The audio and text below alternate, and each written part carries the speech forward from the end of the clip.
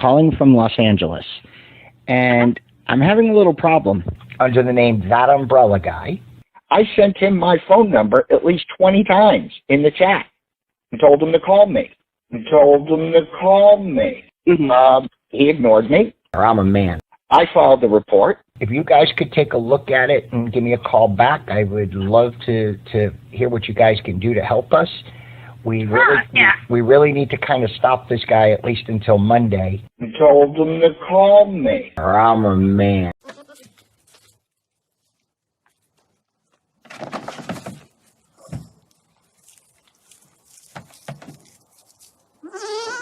I deleted my heart, and I really want it back. I don't want to feel like I might be a sociopath.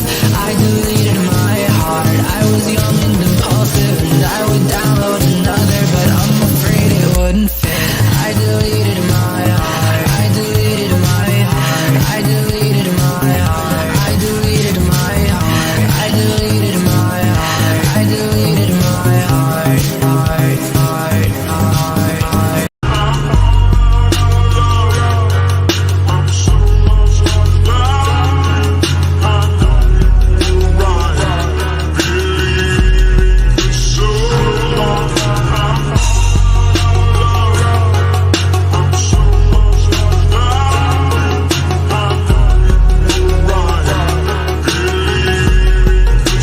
I'm a man.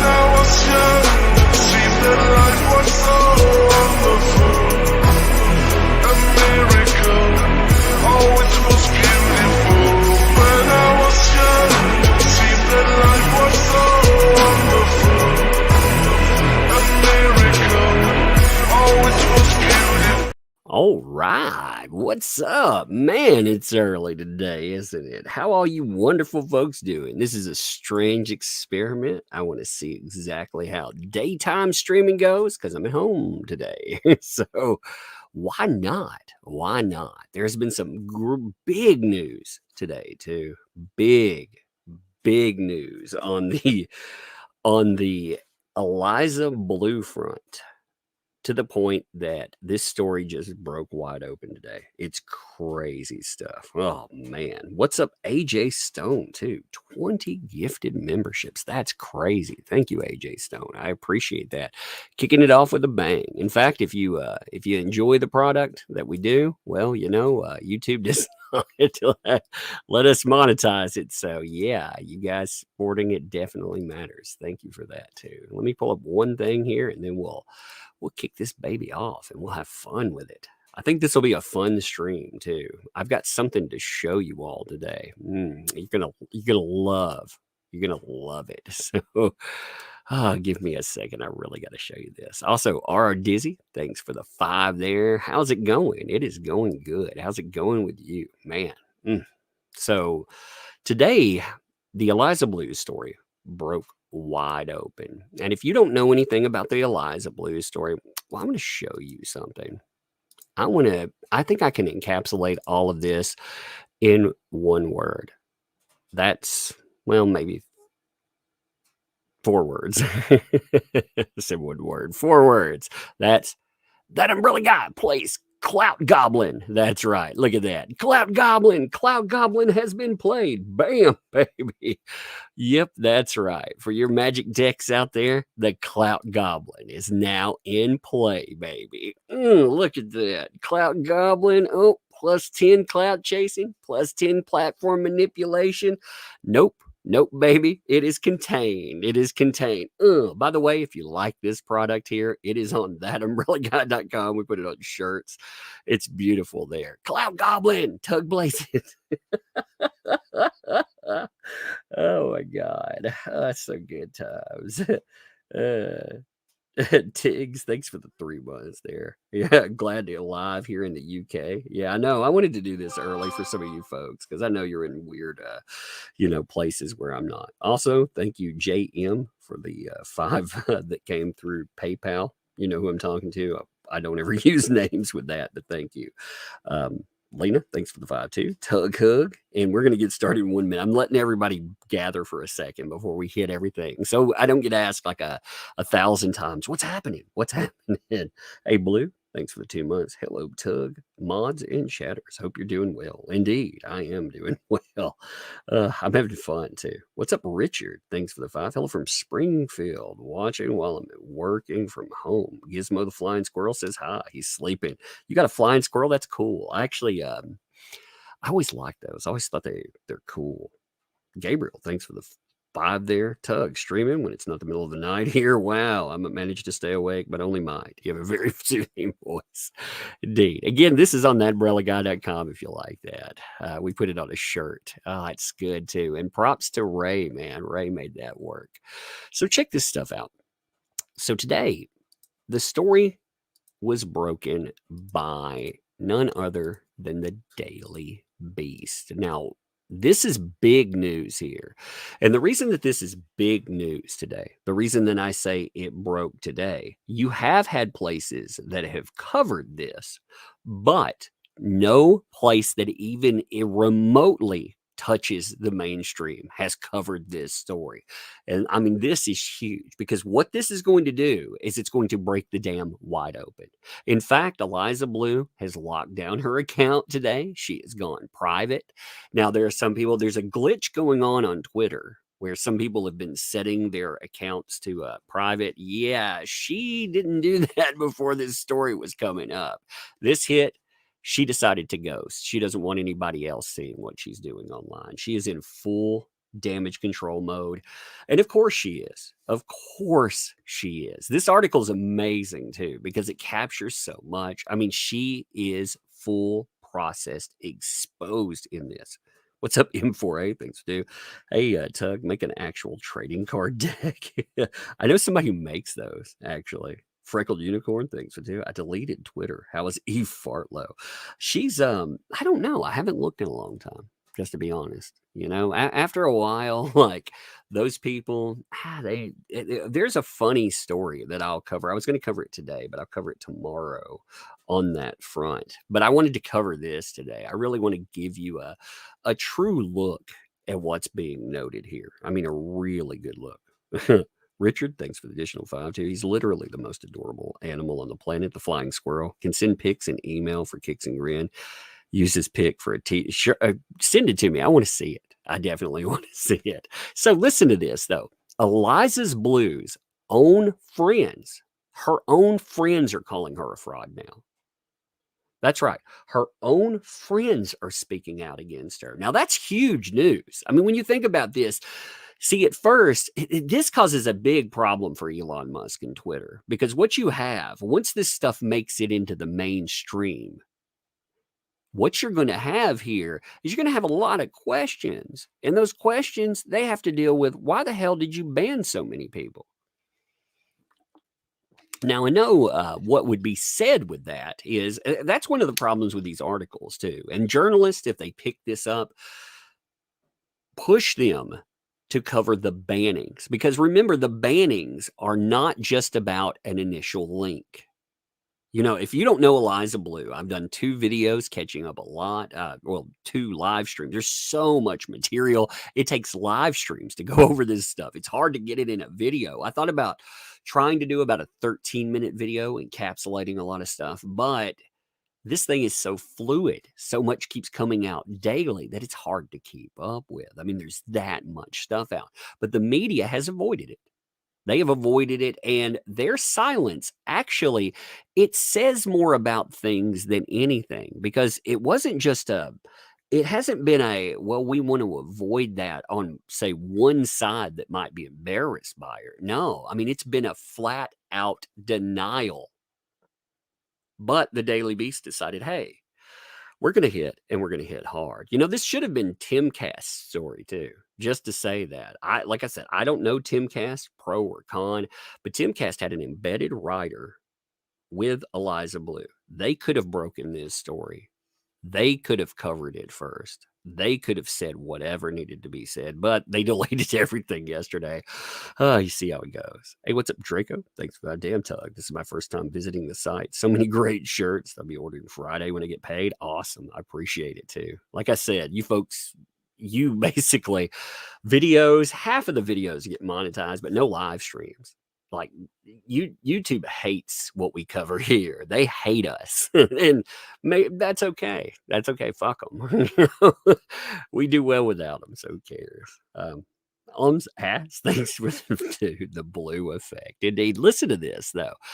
Elon Musk's favorite anti-trafficking advocate has set off a war in right-wing circles. Now, they've got to play this. This is the problem with any type of politico or any type of journalist, quote unquote journalist these days. They always turn this into right, left-wing BS. Now, this is actually a good article, except for the need to slant this in some way to make this about politics. They always have to have some political slant. And this is not a right-wing war on something. I mean, you have people that are in her own circle. See, their headline actually fights itself, because a lot of people that are connected with Eliza Bleu, they're all over the grid. I mean, we're talking about survivors, survivor advocates, companies. I mean, it's I hate it when they do that.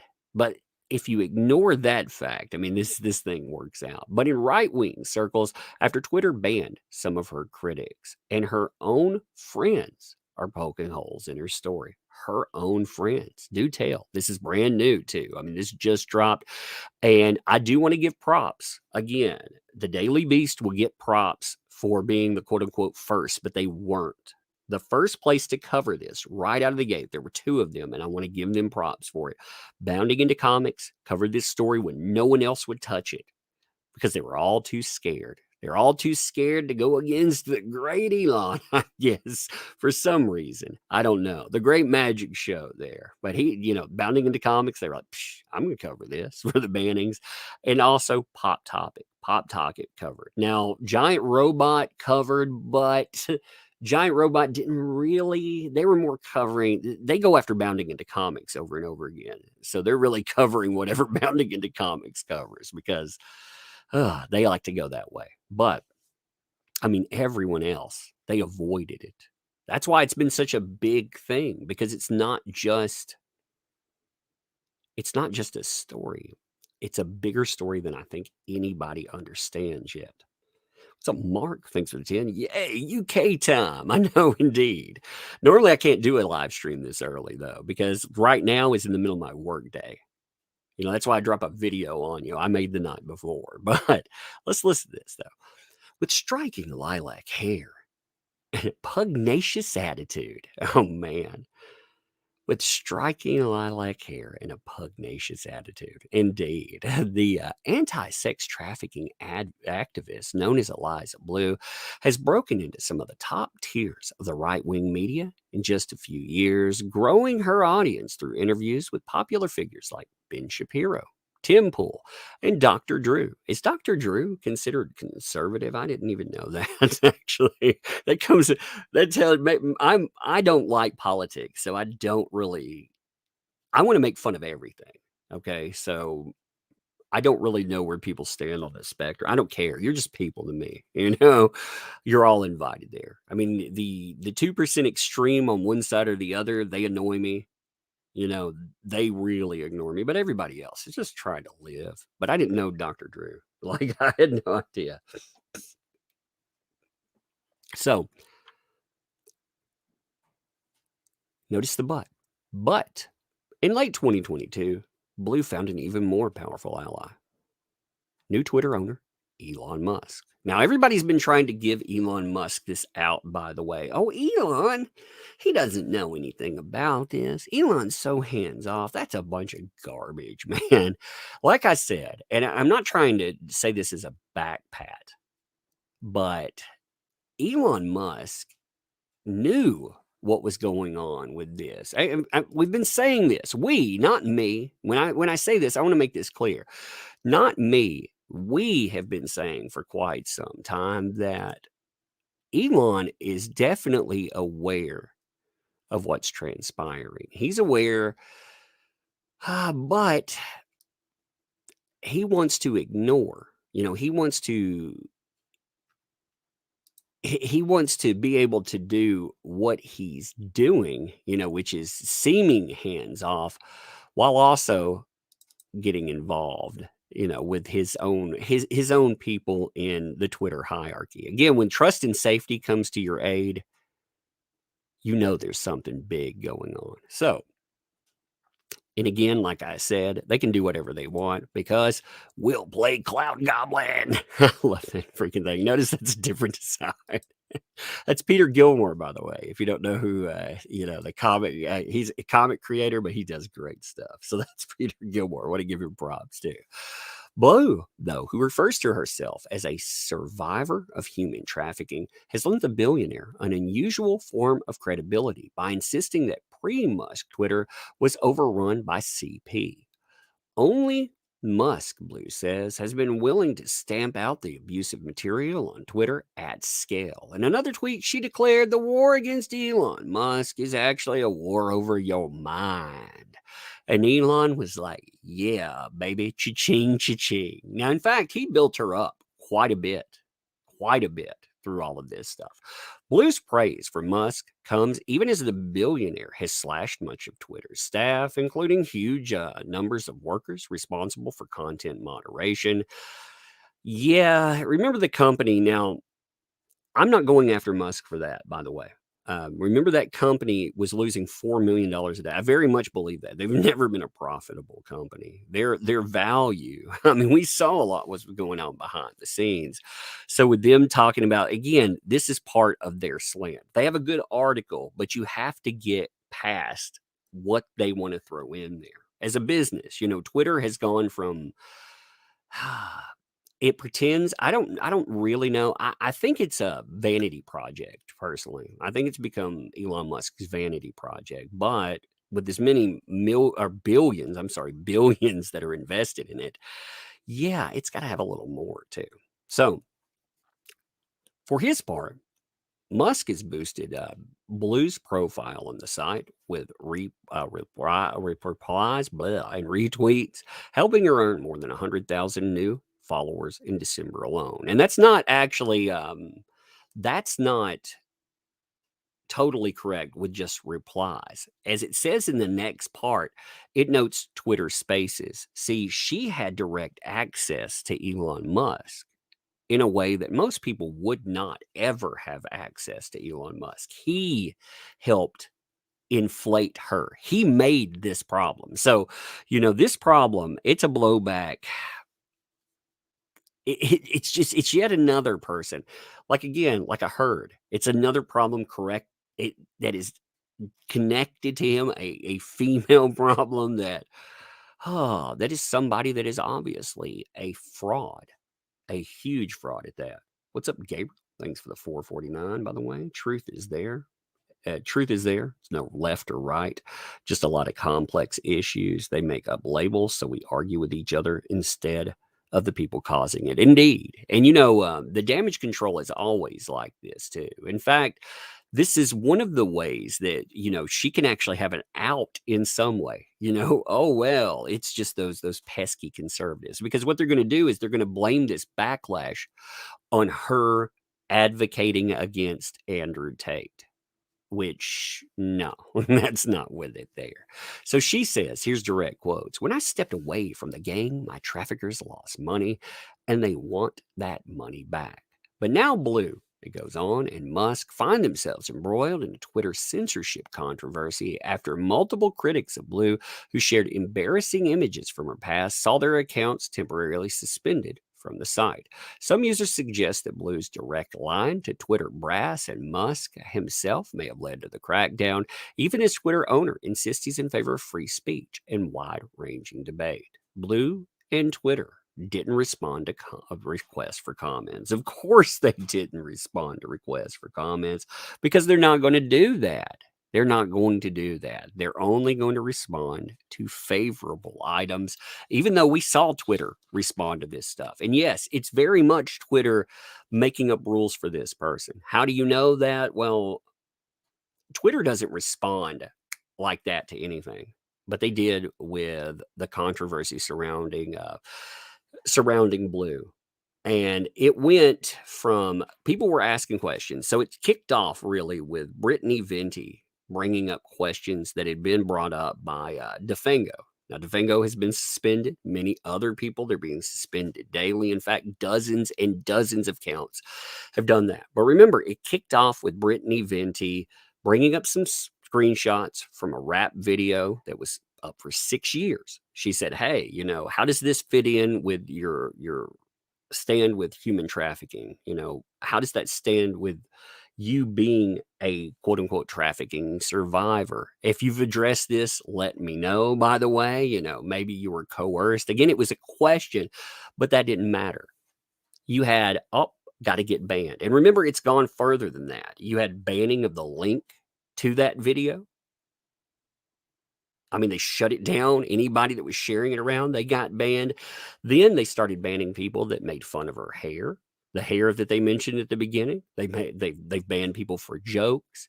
They've banned people for sharing other links to interviews that she's been on. I mean, it's just, especially smaller accounts. Smaller accounts are getting permanently banned. Some people like Quartering, for example, he got a temporary ban. He was a huge account, 250,000 followers there. Well, when he got hit, it became noticeable. People started speaking about it. But, he, Yellow Flash, again, Camelot, these are people I know personally with Yellow Flash, Camelot, these people, they were hit for ridiculous things. And you can tell, again, this is creating rules on the fly, which is exactly what we were told would not happen, but it's happening, right? Pixie Doll, Things of the Five. Imagine using true victims for clout just to be relevant. Karma, do your job. Well, that's exactly what you're seeing here. So, amidst the controversy over suspended accounts, questions about Blue's background have emerged. Her critics have seized on contradictory videos and interviews and her frequent use of different names online to suggest Blue isn't who she claims to be. That's actually not factual either. What people are talking about with her different names online is they're talking about the baggage that comes. She reinvents herself. See, like she was Eliza Nose at one time, or she was Eliza Cuts at one time, or Eliza Seep. And if you look up all the stories behind them, you get a timeline for what supposedly, or for what actually transpired, rather, versus what supposedly transpired. And these two things, they don't mesh very well together. So now, two of friends of Blue tell the Daily Beast that at best, she's exaggerating her experiences for attention. Her own friends are putting her on blast. It's making a lot of her old friends around here really angry, says Carly Wenzel, a one-time pal of Blue who has known her for 2 decades, who adds she believes Blue is completely lying. Drink that in again. I want you to really, really really drink that statement in. A person that knows her for decades is calling her out, saying, yeah, it's all fabricated. She is completely lying.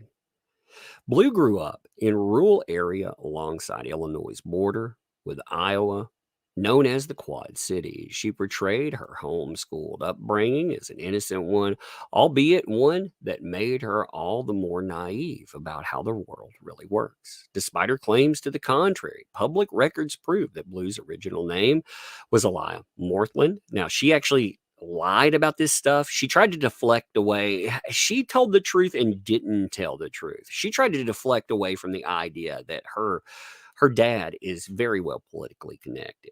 There was a question about her father being an Illinois governor. That's factually incorrect, but the way she played it, she tried to make it sound like, oh, no, he's not in politics. And that's not right at all. He did actually, you can look up his background because he ran at one time against an incumbent They lost in that, but he is indeed a politico. I mean, he is definitely there. He is a political he is a political figure, and in fact, it makes you wonder how much power he has, and if that's part of the reason that one side, there's two sides in this that avoid it. I know that one side will avoid any kind of listen and believe. They will not go after that kind of story. The other side, though, why are they avoiding it? Is it because of Elon Musk, the embarrassment that comes with embracing a person like this? Are they afraid to get involved, or is it the political stuff, or maybe all of the above? Again, we don't really know why that is. In fact, I've been trying to find out more about. So there was an article. The first place that actually should have they dropped an article, but I don't give them credit because they pulled it, was Red State. They are a very conservative outlet, and they pulled stuff for some reason. I'm exhausting every connection that I can find out there to try to find out what caused that. The thing is, I mean, they have battened it down. Typically, you can find out an answer. That makes it even more interesting, because typically you can find out a reason that something gets pulled. You'll find somebody that'll say something, but when they don't, you have to wonder if they got threatened with litigation.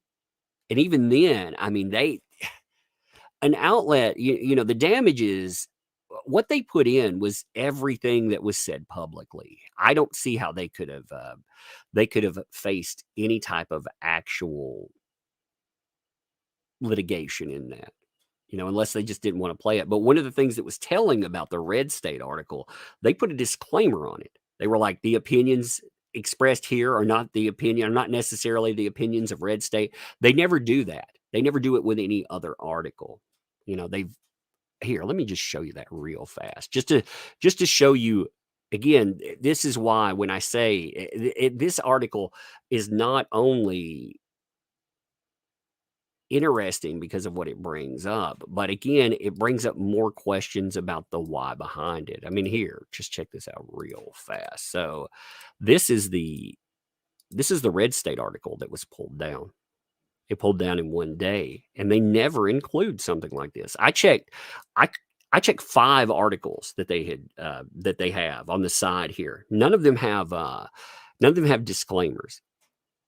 But they added, so right from go, they weren't comfortable with the article. You could tell, but they pulled it in a day. So the Daily Beast, I do not see them pulling their article, but I did find it fascinating that, again, it makes you wonder. These questions, every time something like that happens, it doesn't silence things. It makes them louder, always louder. Hey, what's up, Eagle Rider? I hope you're doing better, by the way.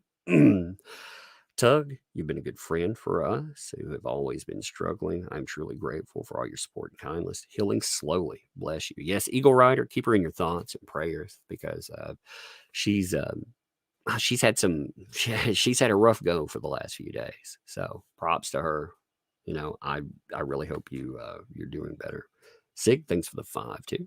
No statement attached. Plenty of statement there. And Beckstar, thank you. Welcome. Thank you for your membership. Welcome to Tug's Thugs. I catch people as they're going in. If you've never attended a live stream for some reason, a lot of places ignore what people are chatting. I try to read the chat. I try to see what people think about this stuff in there and catch it in the moment. Jonesy, thanks for the 5. Can I just say it's really annoying that the Quad Cities is in quotes? That's not what we call it. Also, most of us there are not crazy. Much love, Tug. Yeah, these people are not indicative of a place, by the way. I see how every place, I mean, I come from rural Tennessee. All right. So I know how it's portrayed versus the reality. Nice folks are pigeonholed and made look crazy by a bunch of idiots that are out there normally. So despite her claims, though, her real name, she was born in 1981. Her father, Richard Mortland, a farmer and former Illinois state representative who ran unsuccessfully on the GOP ticket for lieutenant governor in 2018. He didn't respond either. So there's your background for him. Again, she played this game where she was asked about, well, she wasn't really asked. She was kind of put on blast. Somebody was like, yo, we can't trust this person because they have this connection. And she was like, oh, nobody in my family has ever been governor, nor blah blah blah, nor they're running. And you could tell from the way that came together that it's kind of a game. But all of this stuff has kind of been a game. Actually, I have that quote. Let me put this up here. Give me 1 second. I have an archived one, so it'll take it 1 second to load. But I want to put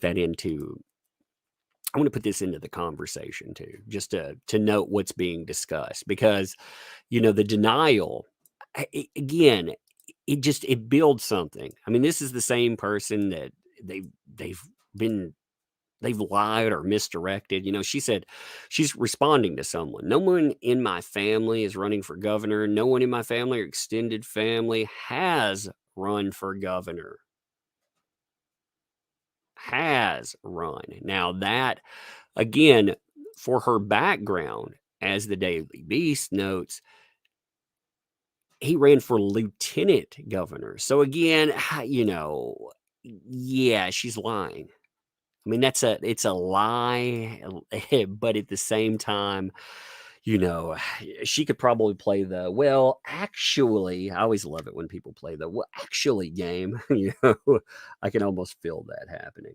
Hey, Baxter, I don't remember if I caught your membership. If I didn't, props. Thank you for your membership. If I did, props. Thank you for your membership again.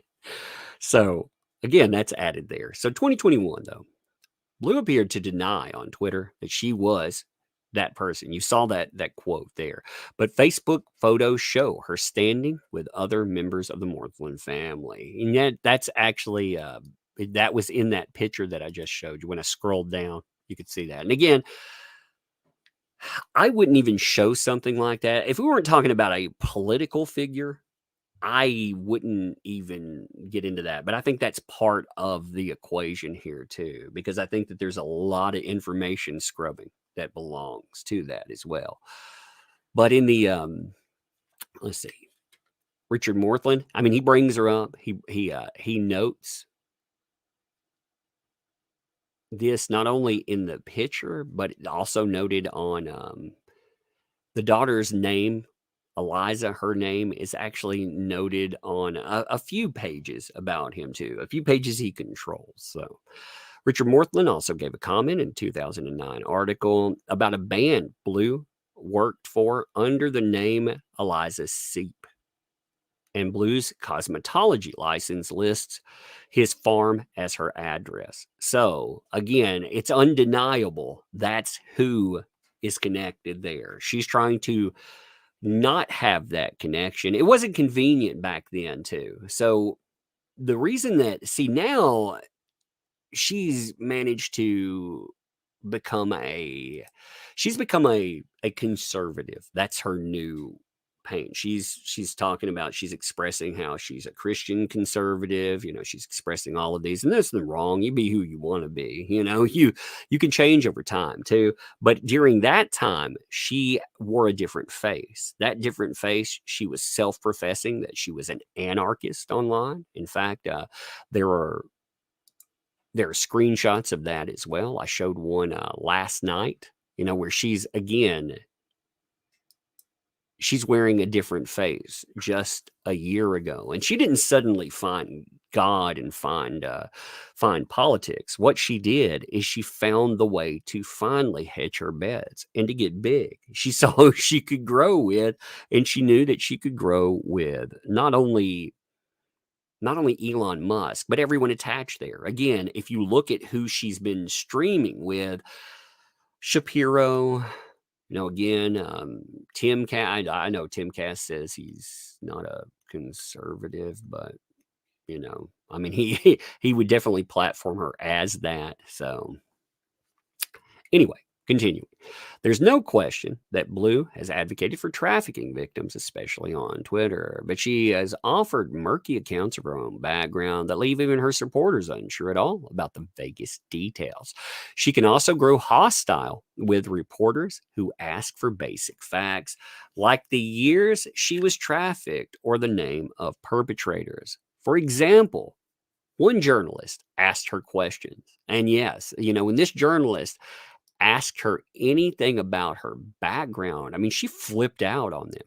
I put that in one of the other live streams, but she did. I mean, she went, "Oh, how dare you? You're you're trying to screw me over, basically." And you could understand why that is. Like in the moment, she played it off as never ask a victim about their background, even though she was asked for this by whoever the person that she uses for booking, the one that has gone out of their way to flag details and more. Yeah, they they made sure to say this is what I want, in that moment, but that didn't matter. That didn't matter at all. And it was interesting because she flipped out. Not only did she flip out, but she flipped out live. When you when you see the flip out there again, she didn't mind showcasing that face live. I mean, that's the strange thing about it. Most people, they would keep any. There's so many ways. This is the problem with Eliza Bleu and the stuff that she's doing too. Most people can be smart about it, but she is pretty entitled about it. How dare you ask me questions?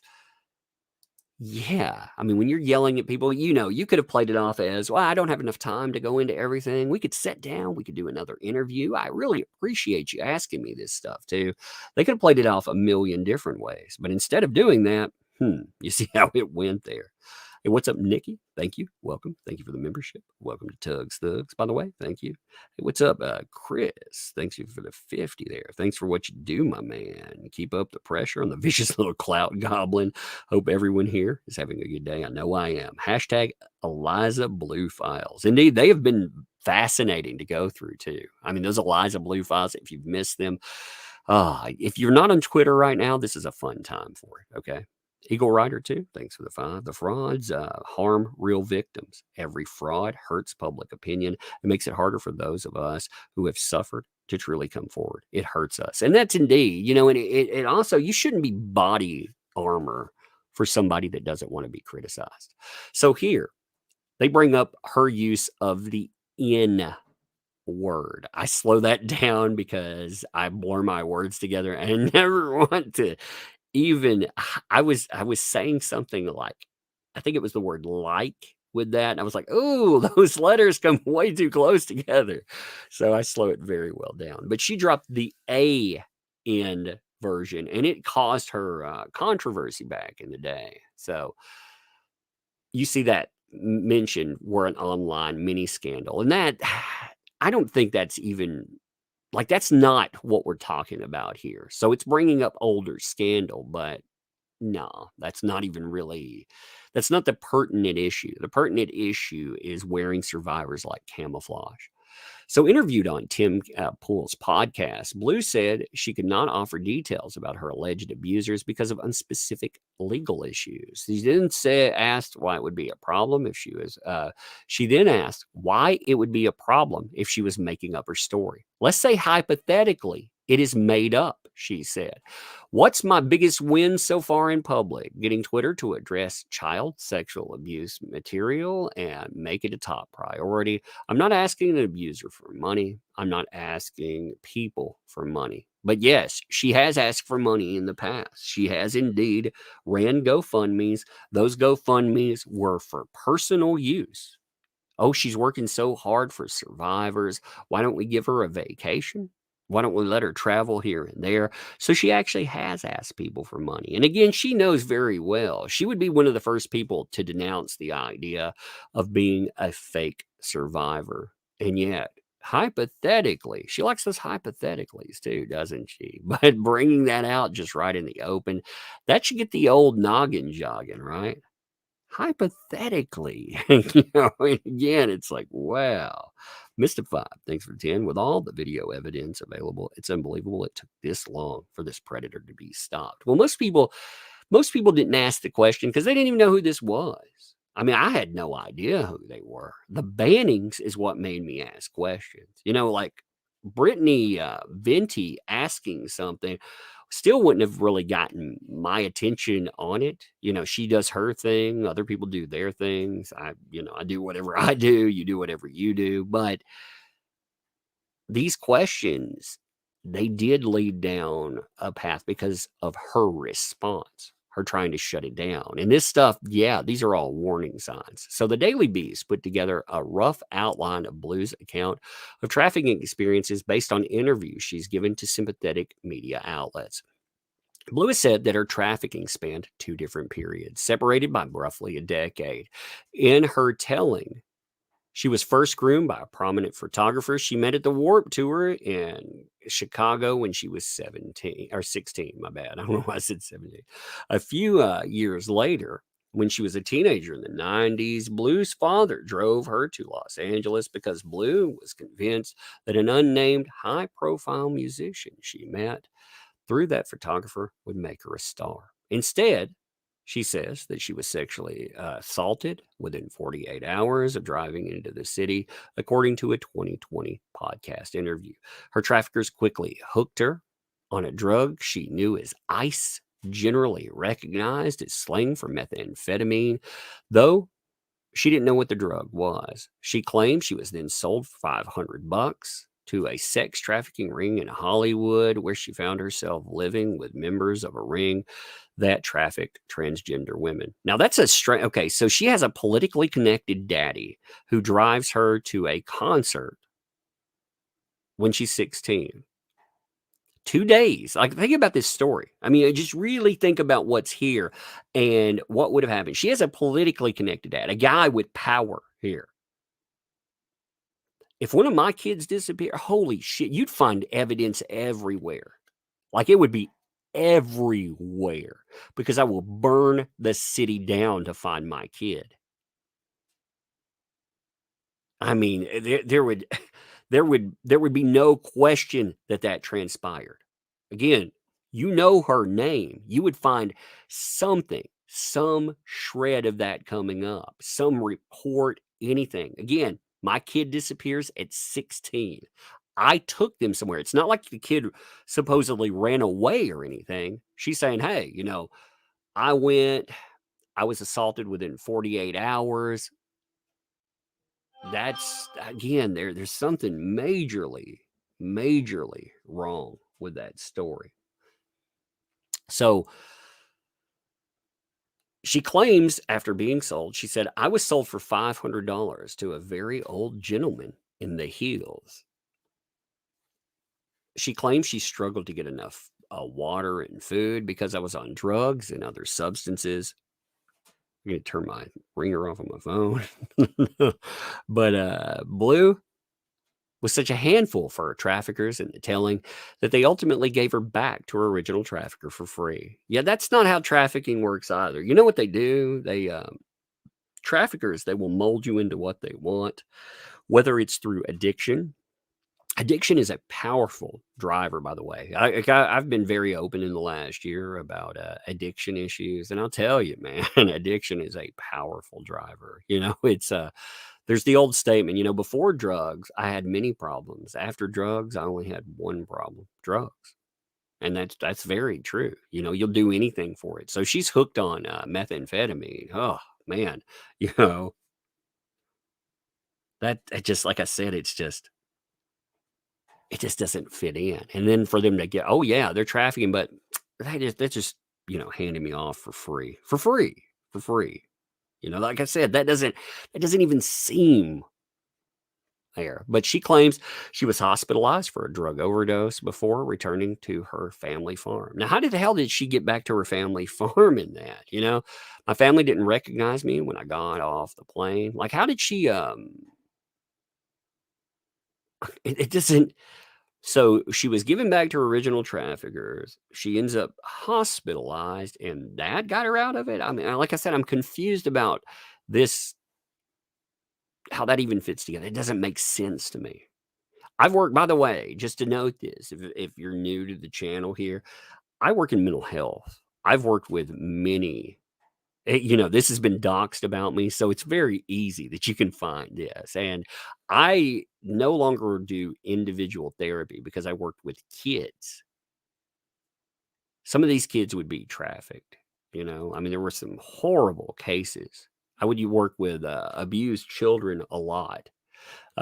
In rural areas, you become a catch-all. They need to go to somebody for trauma-focused therapy, but in reality, I mean, if you're working with state-provided insurance and stuff, that doesn't happen easily. So again, I've seen these kids. I've seen them personally.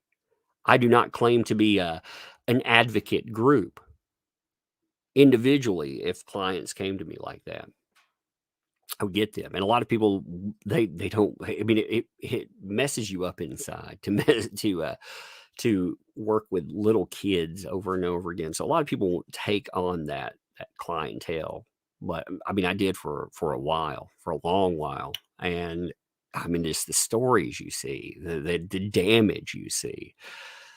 Again, people that are trafficking, they have typically traffickers too, they, for whatever they're trafficking you for, whether it's money, drugs, or whatever, they know that you are a commodity. You're not a human being. So when you're getting little food or water, you're not a human being. Again, you're just a commodity to be traded. So they wouldn't care about that, and they would initiate violence, extreme violence, to keep you in check. So again, that doesn't make sense. So she says her second trafficking period in her account began roughly in 2008 or 2009. That's actually, she said 2007 in something else too. So she's actually given the date 2007 in something that's came up too. So depending on where, they didn't even quote this, but she's given a 3-year span when she was living in the Chicago area. In the same 2020 podcast interview, she claimed she was trafficked by a high-profile athlete whom she declined to name. The man and his associates, according to Bleu, put her in a dangerous neighborhood she has said existed on what she called a gang line, a violent border where two Chicago gang territories met. My mattress was on the floor because we had so many shootings that year in the area. I just didn't want to get shot. Blue attempted to leave her traffickers in 2013 by her accounts. And again, this is a huge problem for her because her life was pretty much recorded in those times. She was living, she was a My Chemical Romance groupie. DeFango actually broke that story, provided plenty. And it's all over the internet, by the way. So that time period she has on lock.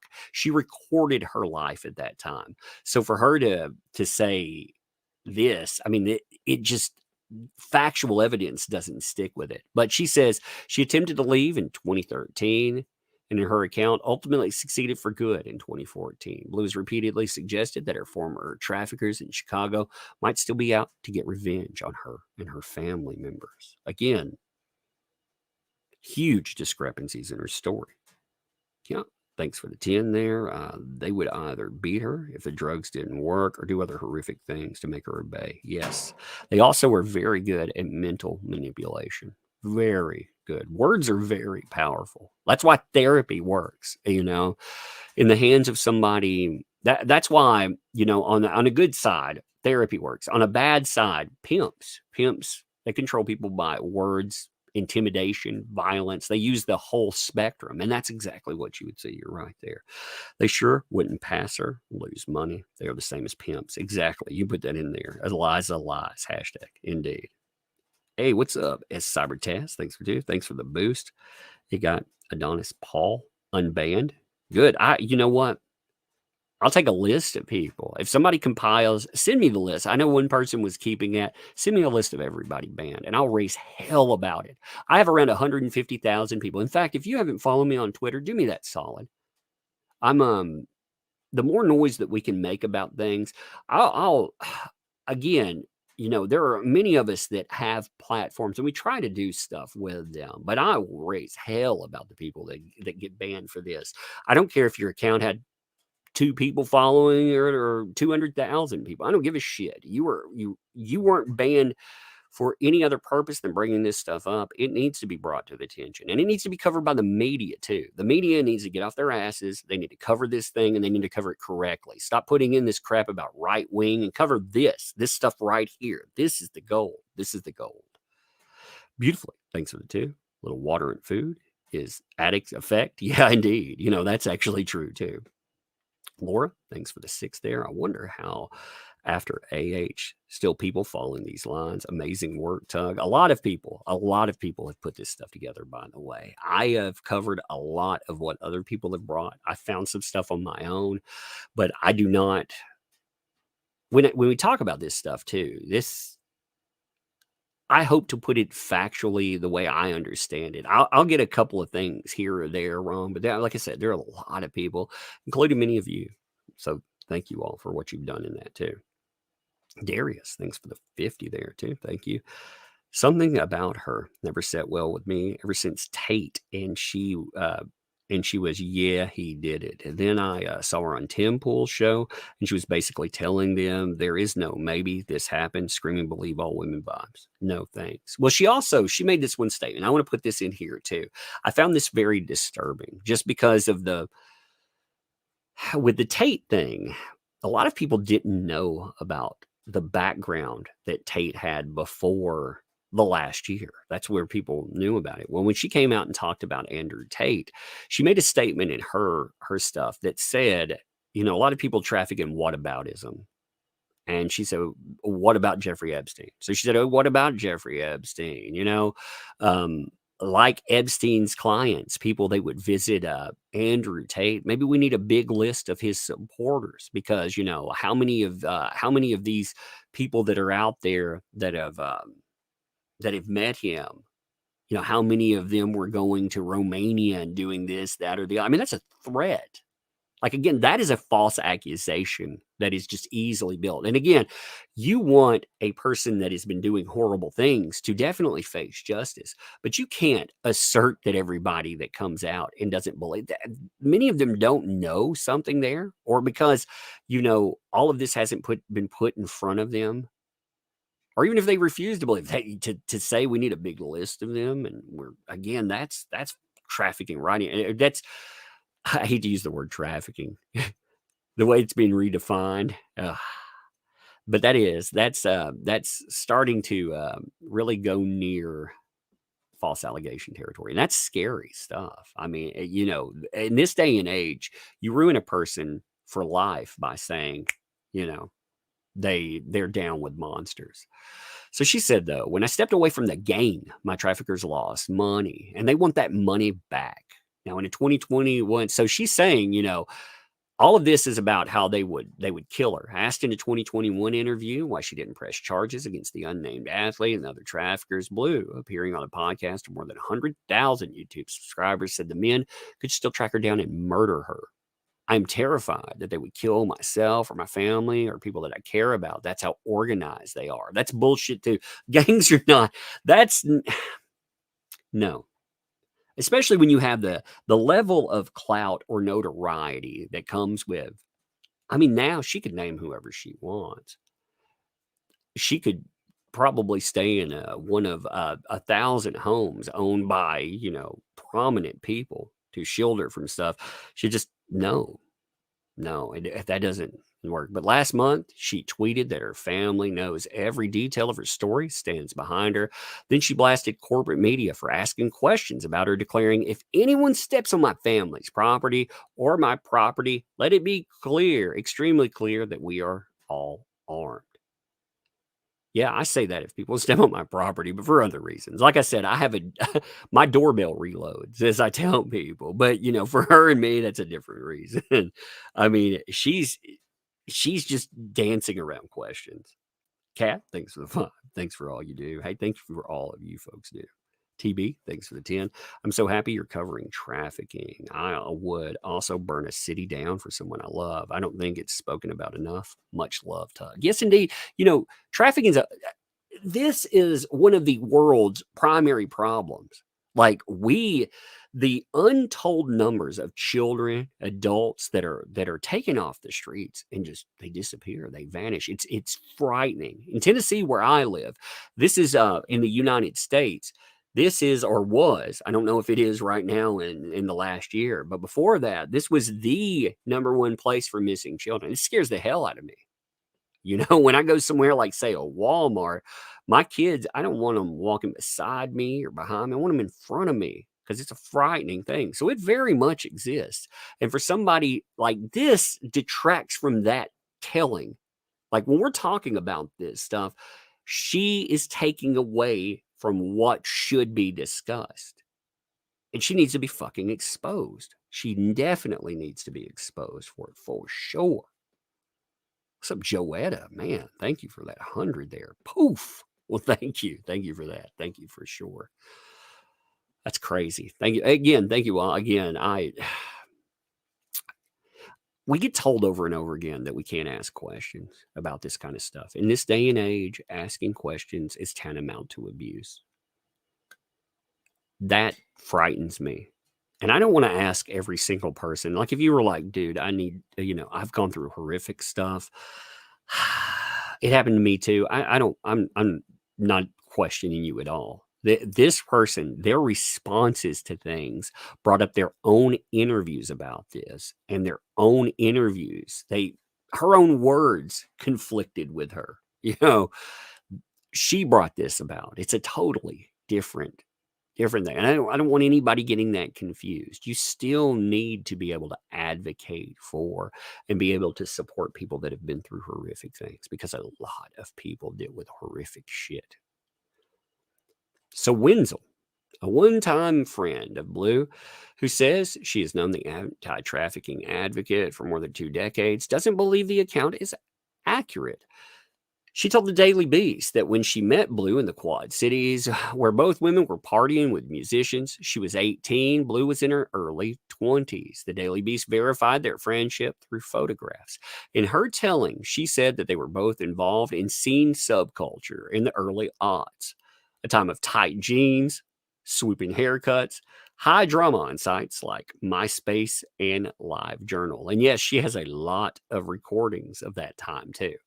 So Wenzel was trying to hook up with a member of one of her favorite bands on the tour bus in Iowa City when Bleu stepped on board. The two women realized they had mutual friends and shared an interest in music and the men who made it. Quote, she said she was going to be very famous for sleeping with band members. Wenzel takes issue with her timeline for first trafficking experience. She claims she too was at the Warped Tour when Bleu met the photograph. She claims groomed her.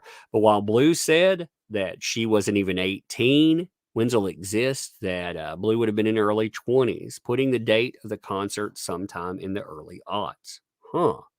Timeline discrepancies, baby. Huge timeline discrepancies. Crap. Rebel Bird, thank you for another 100 there. Thank you for that.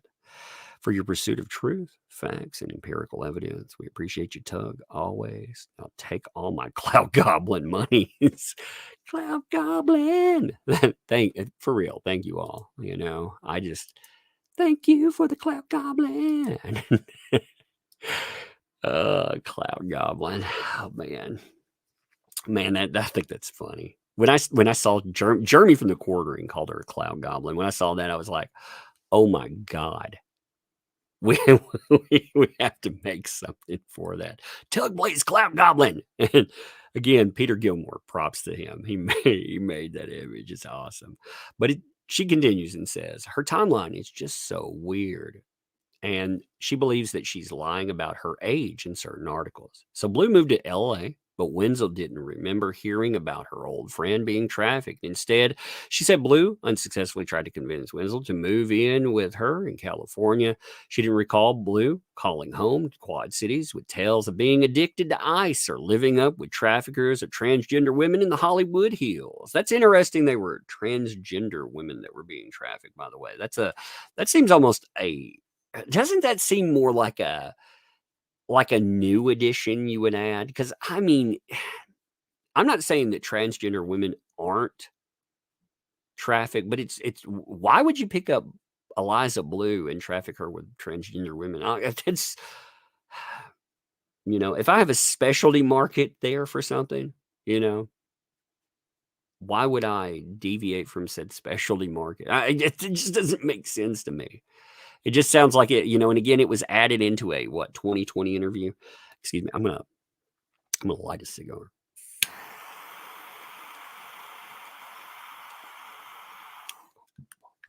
I have 2 of these left. So, cover this insanity, man. Nuts. Wenzel said she kept seeing stories out of LA. She believes they absolutely didn't happen. Now, in 2005, Blue was back in Illinois and eventually earned a cosmetology license. She began touring as a travel stylist for musicians. That's where she gets her internet controversy, but also where she gets her background, It's also where she gets her background. Nice torch lighter, indeed. I guess I'd excuse me for that, I just, I look at this stuff. I couldn't sleep last night. Like I was looking through so much of this. I laid down about 1. I woke up about, I don't know, 3:30. I just can't sleep. So it's curious. Like it's so curious to me. Like I've been, a lot of people are doing deep dives. I've been looking at this stuff too. And I'm glad they put a lot of this in here. I remember we've seen a lot of this put together, like her own background. She worked for the megastar rock band My Chemical Romance as a stylist, going by the hair-inspired name Eliza Cuts. So that's fascinating. A lot of people have been saying, why is she Eliza Cuts? Well, now you know, right? So her job brought her into the group My Chemical Romance Entourage members, dubbed the world's most hated crew. The clique also included future YouTube star and makeup mogul Jeffree Star, who would later be accused of paying out hush money to assault accusers. I don't know how that actually works into this conversation either. I like how they just were like, by the way, here's Jeffree Star's messed up past, or allegations against Jeffree Star.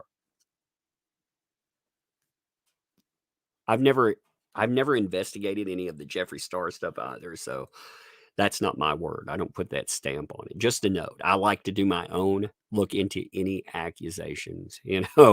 If they're public, I like to break that down. I've never looked into Jeffree Star.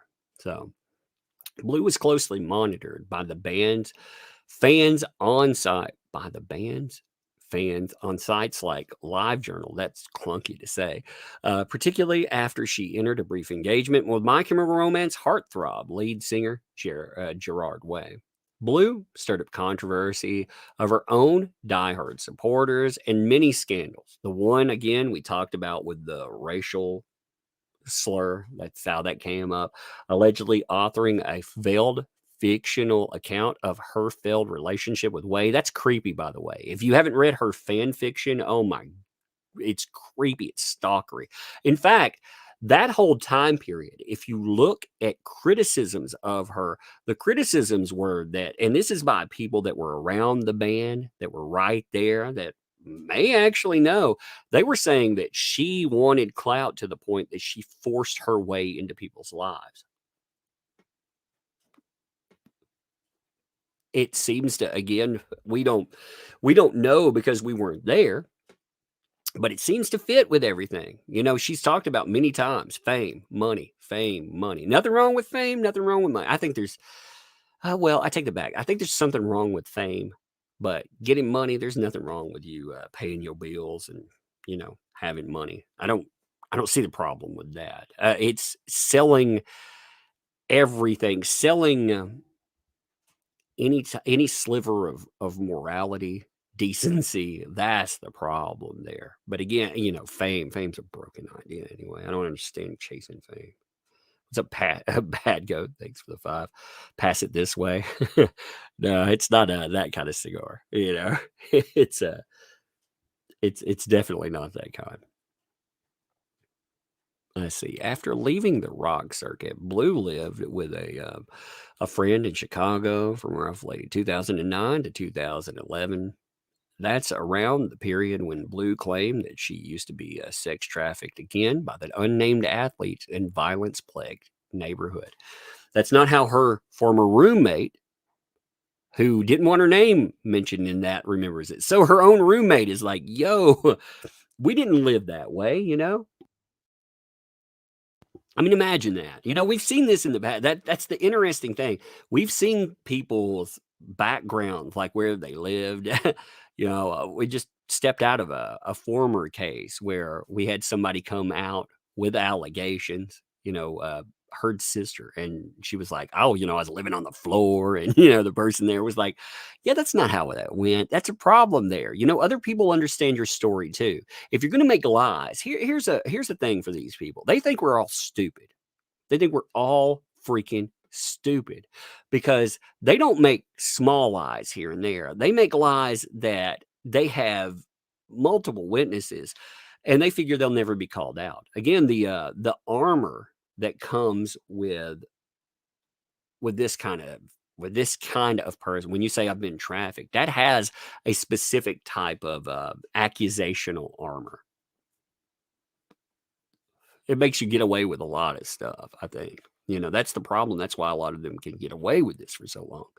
What's up, Gal Pal Val? Thanks for the 20.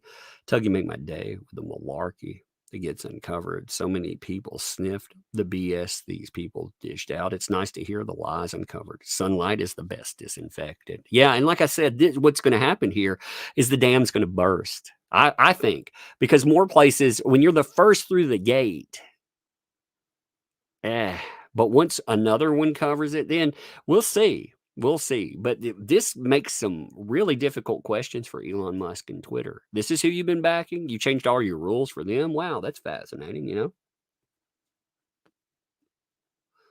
I mean, that's a big question there. So after leaving, she lived with a friend, roughly 2009 to 2011. That's around the period that she claimed that she was trafficked. Okay, getting there. Now, the roommate says, we actually lived in Wicker Park, an affluent, trendy Chicago neighborhood. She said her parents were always supportive financially. She was not in a precarious situation. The roommate does remember her sleeping on the floor, but not for bullets. She slept on the floor by choice, but she was into these floor pillows at the time, adding that she eventually bought a bed. So she had mommy and daddy paying her bills when she's saying, yo, I was living in these gang neighborhoods and stuff, which is another thing. Dude, I grew up dirt poor, and it pisses me off when people take that and they try to make it clout. I mean, like I said, I'm from the rural South, and yeah, you grow up without. Now, my mom tried to make it where we didn't notice that, but come from nothing, and you see people pretending they come from nothing. It pisses me off, man. Again, stealing people's identities, stealing who they are. Joetta, thanks for the 5 months. She has fame now, just not for the time she wants, because she's infamous indeed. Pixie Doll, thanks for the 5. It'll be interesting as Gerard Way comes over with a lawsuit. Well, it seemed like she was, there's accusations out that say that she suggested that he was an abuser. Now, that's well, but going with that, her eventually buying bed, like her ex-roommate, Wenzel scoffs at the idea that she grew up in an interest neighborhood. Wenzel, who was by then married with a child, said she brought her toddler to visit Blue and the roommate at their apartment. Hardly the front of a gang war. That's so not true. She lived in a really cute neighborhood, the whitest girls you could ever meet. There were no gang activity. Around that time, Bleu resurfaced as Eliza Seep, unsuccessfully auditioning for American Idol. So again, you see the clout chase. Using the surname that she'd picked up in a short-lived marriage. But she soon moved on to a new name and another position in the music industry. Now she'd become Eliza Knows, the sultry, self-proclaimed music video vixen. Now, this is a quote about somebody who put out their own video defending. It's actually a sad video. I feel bad for the people who they defended her because they themselves were survivors of something terrible, and they thought that Eliza Bleu was their friend. She lied to them, and they're like, "You played me for a fool." It's sad. So under her new name, she began to dance as a video vixen in mostly low-budget music videos. YouTube playlist that appears to have been compiled by her herself shows her gyrating videos from 2012 to 2013 with songs like Feeling Myself and A Million Ways to Love You. And yes, she did indeed create those music. Yeah, you can find her. You can find her online. I mean, it's not hard to find her account. In fact, that's where a lot of people pulled a lot of her background. They pulled it from her herself. Now, unfortunately, at one time, bringing that up may have well gotten you banned. Like, that's how things were going. I mean, if you brought up the fact that, hey, wait a minute, she has this, she has that, she has a YouTube that actually showcases some of this. People got banned for that. But, excuse me. That was an alarm for some reason. But I mean, she definitely compiled these. She was proud of that at the time until it was no longer convenient. When you wanted to change your face. In fact, I took a screenshot of it myself when I looked, and you can see that she did indeed compile this on the site that she was running. So you can see her playlist, her channel. She was talking, and you can see her videos. In fact, one of the videos I think that she denounced at the time, I'm curious if that was the video that she went nuts over and tried to strike down over and over again, if that was actually it. So she, in 2012 video she posted to YouTube, she filmed herself calling her mom to shock her with the news that she'd become a music video dancer, only to discover her mom was happy for her. In the video, Bleu told her mom that she wanted to become a music video dancer because of her childhood admiration for the Fly Girls from Live in Color.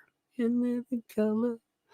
She also gave interviews about the video vixen lifestyle. In 2016, speaking markedly different voice. Yeah, she speaks.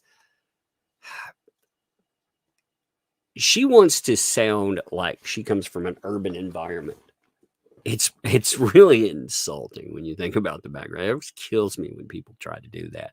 But she did an interview where she, amongst other things, claimed that she rejected $150,000 from a client, which is fascinating. If she's afraid she's going to be hunted down by people and she's trafficked and on, first of all, traffickers wouldn't let you turn down that kind of money. If she had that kind of money on display, that tells you what kind of money she supposedly could pick up. Yeah. She's like, it's a nice offer, but it's not me. Still, it appears that Bleu may have engaged in some kind of sex work around the time. In one interview, she advertised her account, a now dysfunctional cam girl website where men could pay money to talk to her. Now, so she was a cam girl. Now, around two, and it seemed like in some of her statements that she was talking about prostitution. It seemed like, I cannot say for certain that that's what she meant from certain statements, but it definitely, it had that feeling that she was talking about prostitution. Around 2016, Wenzel claims that Bleu asked her to join her as an escort, promising she could make $500 a night, an offer that stunned her and her husband. She was absolutely loving it. She was bragging about it, saying she's making so much money. Bleu later suggests that sex workers with a pimp might qualify for trafficking victims, though she said she didn't meet any pimp or trafficker who socialized with Bleu, be it an unnamed high-profile athlete or otherwise. She's a very powerful, very smart, intelligent woman. I will not discredit her for that. She knows exactly what she's doing. Yeah, she didn't strike me as all those things, but okay, She all of her moves do not say that. What she seems like, in my opinion, is entitled. The entitlement that money often brings one thing with it. It brings you never being told no. Like if you're growing up with people who give you the kind of money from go, then you find people, because you can offer them something, be it goods, sexual favors, you'll often not be told no. She strikes me as somebody that has never actually been questioned or told no. But as proof that she was trafficked, she often cites the organization she said saved her lives, Eve's Angels. Now, in her telling Bleu, living through her gangland apartment in 2013 and desperate to leave her traffickers, contacted Eve Angels after discovering Annie Dunwald. Annie Dunwald is a mess, too. Sued by her own parents. That's what they're going to... Oh, man, what a mess there. But the group soon spirited Bleu away from her traffickers into a safe house 3 states away. But in her account, Bleu claims she briefly returned to her traffickers, and after that escaped. She eventually escaped for good in 2014.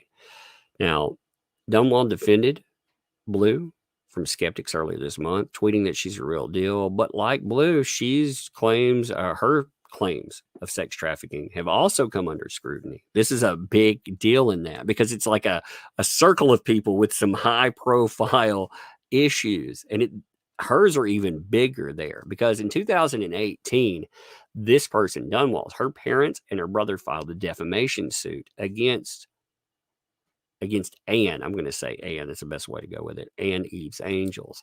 While she and her children were living with her family in Michigan, her parents, quote unquote, confronted her about the treatment of her daughter, according to the lawsuit. In response, she and her group accused her parents of sexually abusing and trafficking children. So she took a case to the police, leading to criminal investigation, but there were no charges. She also claimed that there was money laundering, too. Her claims fell apart after her daughter told the grandparents that this was fabricated in order to score a payoff. The appeals court opinion found. I mean, think about that. Like, you're not only talking about one fraud, you're talking about another person here that a court said was involved in a shakedown of her own parents. She was shaking them down according to her own daughter. The quote-unquote activist, I don't even like using that word. When you start making fake claims like that, you're no longer a fucking activist. You're in that for yourself. You're not in it for other people.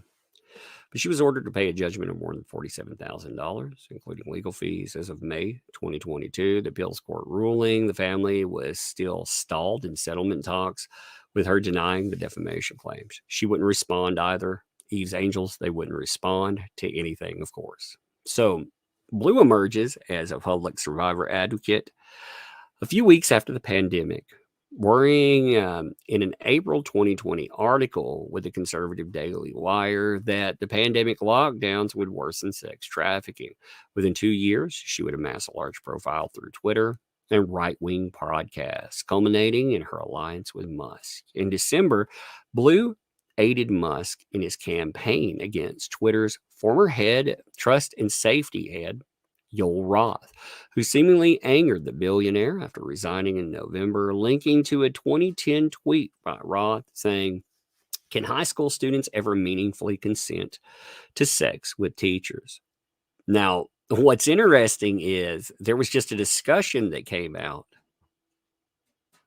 where Bleu was being asked about 13, 14, or 15-year-olds and whether they could consent. And she was saying, well, in her perfect world, she had a perfect world out there, her utopia, there would be many factors that would go into consent. And she was essentially advocating for a 13, 14, or 15-year-old to be able to have sex. So for her to go after somebody else with some fucked up quote, yeah.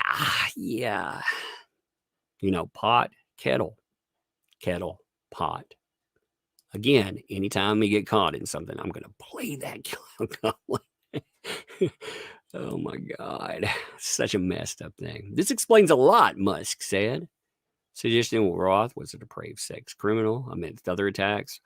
Roth reportedly was forced to flee from his home. In truth, the 2010 tweet merely went to a Salon article that did not advocate allowing teachers to have sex with minors. So they give you a background on it. It was a creepy freaking tweet, though. It was a creepy tweet, I have to say.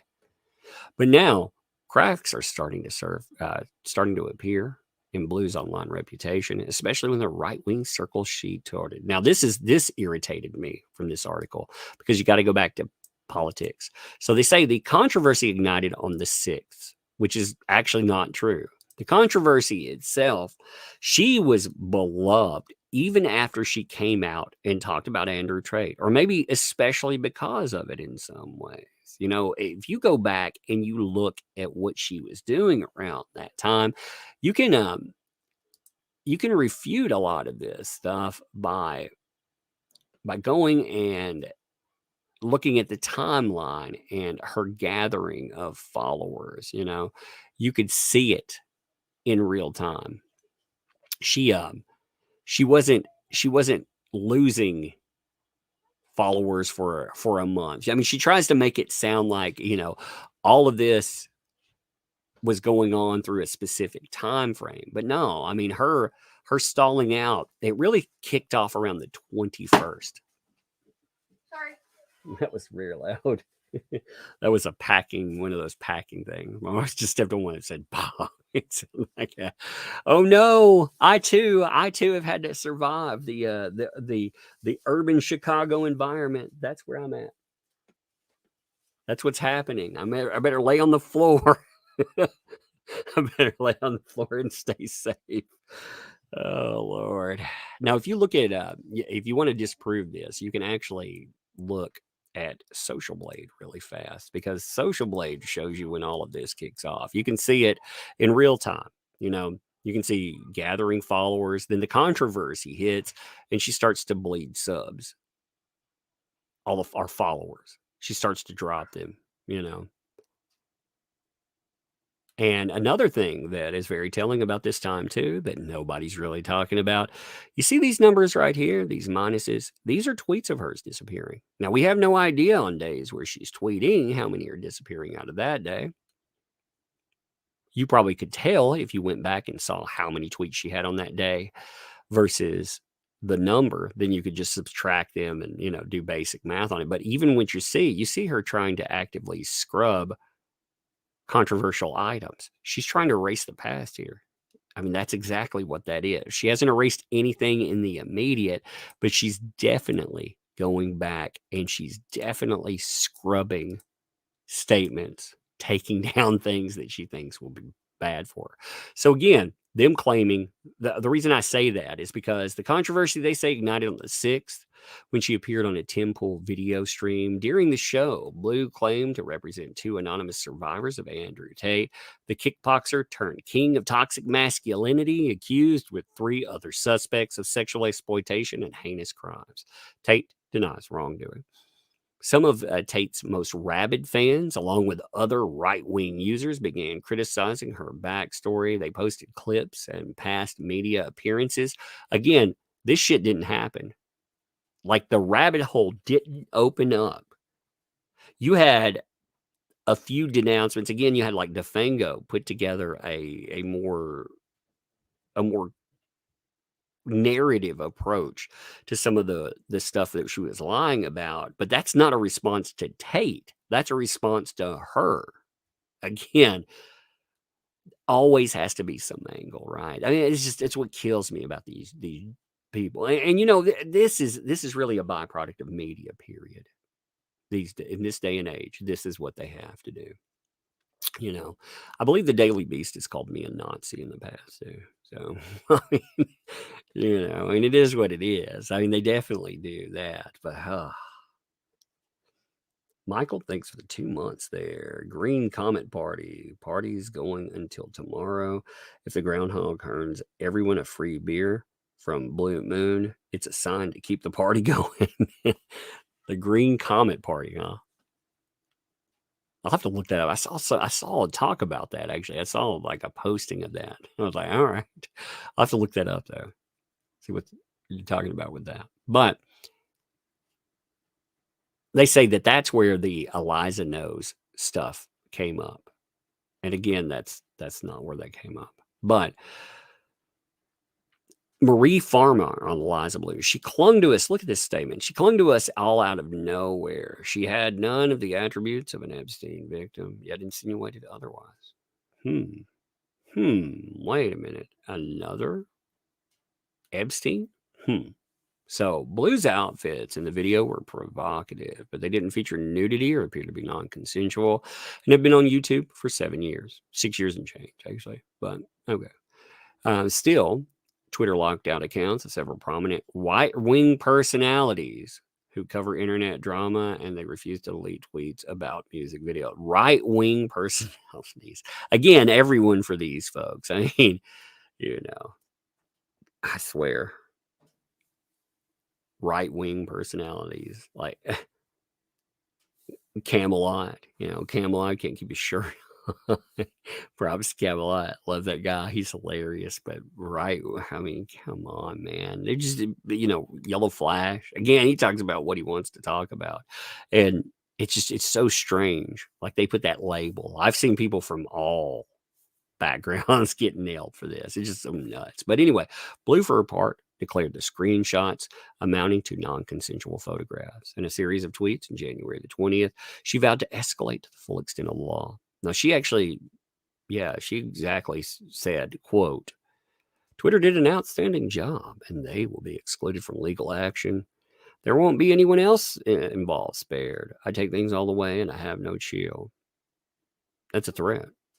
It's a threat of litigation. I say bring it, by the way. You fucking don't like bring it for me, baby. I'm here and I will, oh my God, please, please do it.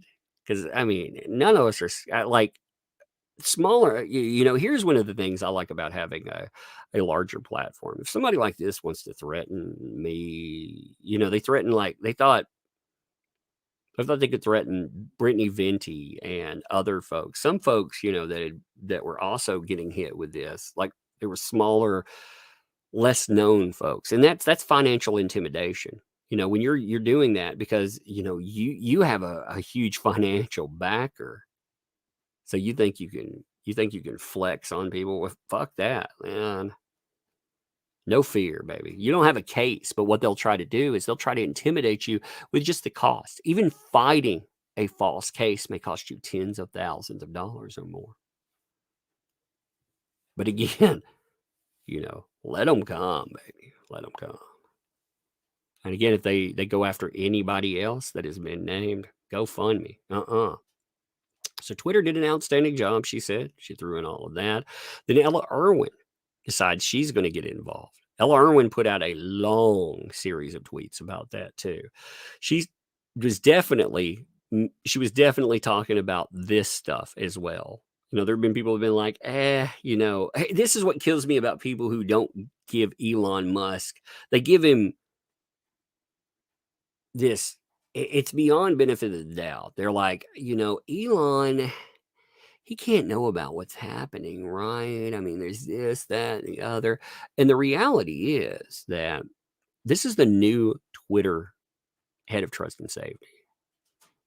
They're definitely involved in this mess. Definitely. So, But in the past 2 weeks, we suspended multiple accounts and restricted content, causing confusion. Unfortunately, we can't answer questions or share specifics, user, and account actions. Blue's critics have not been placated, especially to our other, we're just going to say plenty of other contemporaneous clips for Bleu, as Eliza knows, celebrating the launch of World Star video, suggesting that she participated in the creation consensually. That's true. Here's an ex-boyfriend. She once told me there were 3 people I would cheat on you with: Ben Shapiro, Elon Musk, and there might have been another one. Ben Shapiro, really? That's an interesting add-on there. Ben Shapiro, for some reason. You know, Ben. I just like when I think about like people's like wish list. I mean, I can see the wallet size of Elon, and all it's got. Ben, though, I guess he has clout, but I mean he has money too. Maybe I don't know. That's interesting though. But anyway. They've all dug into the 2021 interview in which Bleu told right-wing pundit Michael Malice that I don't know anything about his background or anything. So again, that's not my word. Just a note. Was trafficked on Twitter, where a group of people used her pictures to create social media accounts. At that point, Bleu had escaped her supposed actual traffickers years earlier, and the fake accounts were being used as some sort of ill-defined catfishing scheme. Blue's critics have seized on that interview in which she describes identity theft as trafficking, as proof of her expanded definition. And she is. I mean, I'm sure if you haven't seen that interview is nuts, because she's redefining what trafficking is. I mean, it's unreal. It is. It's absolutely unreal. When I heard that, I was like, she's talking about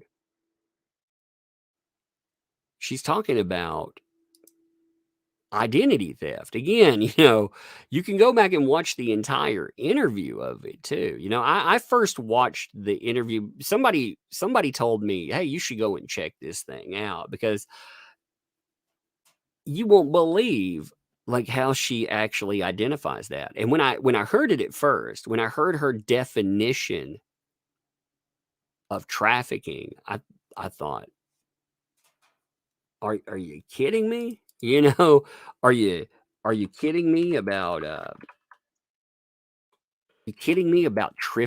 she called it Twitter traffic. She was trafficked on Twitter. That's strange. That's a weird way of putting that together. But the expansive definition didn't set right with Maria Farmer, a victim of Jeffrey Epstein and Maxwell. From Farmer's perspective, Blue's public posts seem to conflate what it means to be a sex trafficking victim with sex work. This woman and her cohorts have effectively bastardized the word trafficking and survivor. We just want to use the word victim now.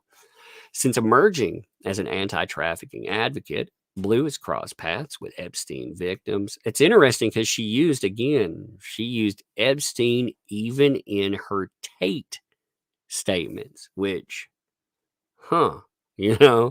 she's tried to use Epstein with clout, is what they're saying here. So beautifully, thanks for the 2. JD has a bigger problem with image trap.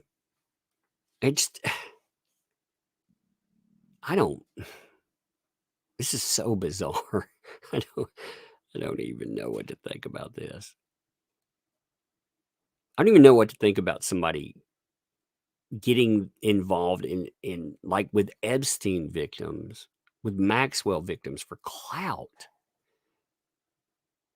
So in September 20th, she announced on Twitter that she accepted a new position with Victims Refuse Silence, which at the time was trafficking nonprofit with Virginia G, a high-profile victim of Epstein and Maxwell. By November of that year, Bleu tweeted that she had stepped back into a part-time role with the organization.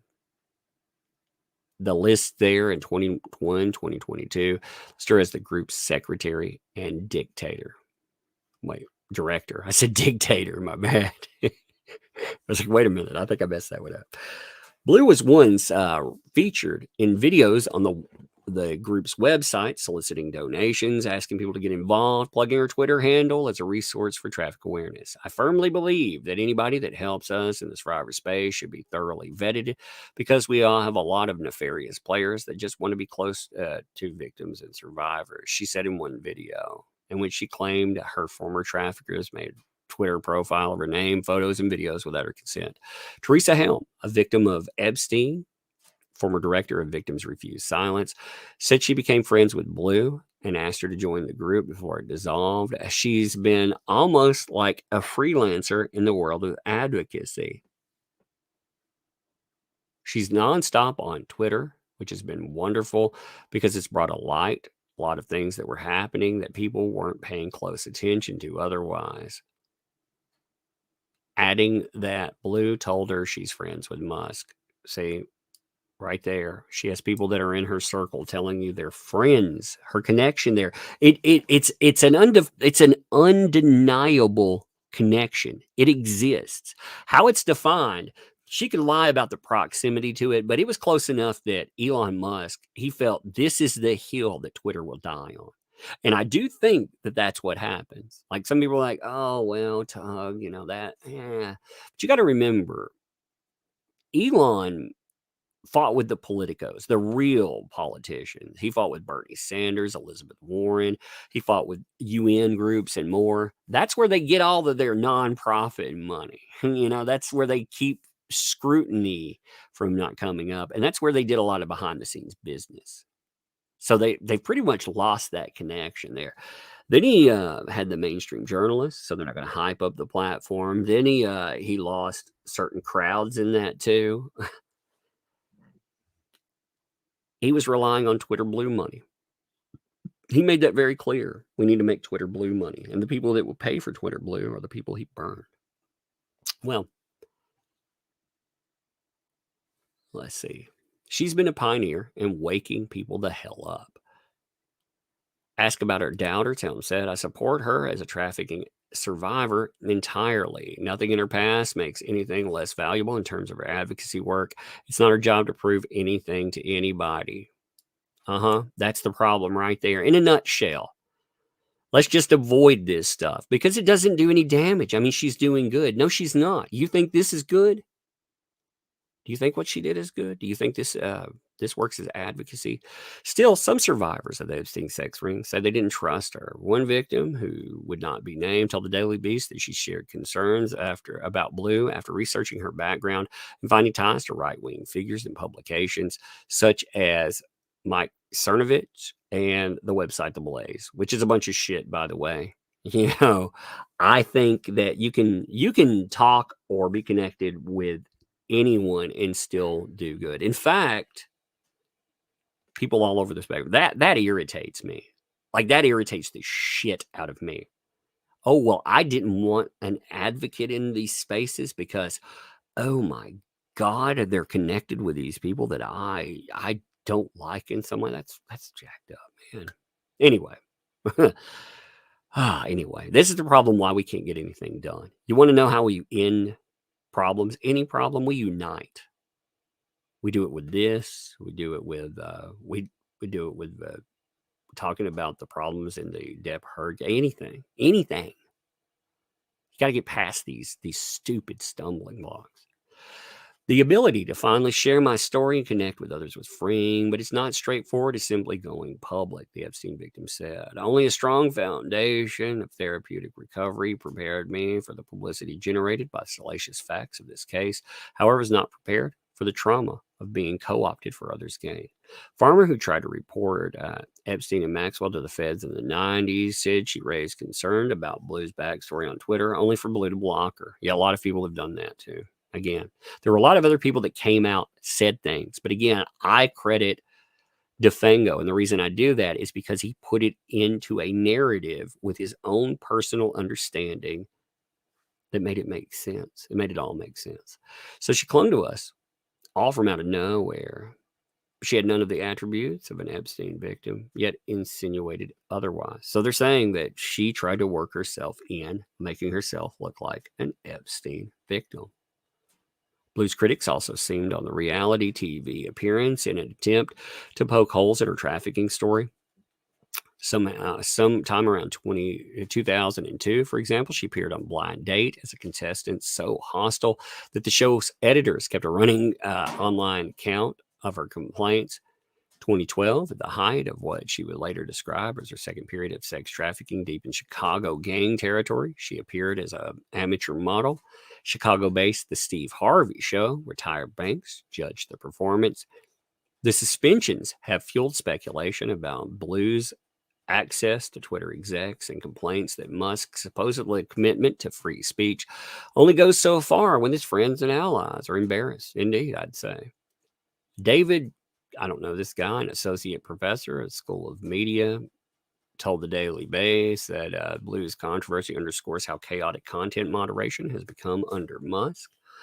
You can say whatever you want on Twitter so long as nobody notices and you don't say mean things to anyone in Elon's circle. I definitely believe that. And again, to people who still believe Elon Musk is your guiding light and savior, Elon Musk, as you learned 6 months plus ago and before that, he is the biggest the biggest contributor rather to the ACLU. The ACLU does not believe in free speech. They believe in their definition of free speech. They add in statements like hate speech, which is a nebulous statement. It can mean anything. It means speech they don't like. And remember, they are high profile lawyers that try to go out and try to change the laws surrounding stuff.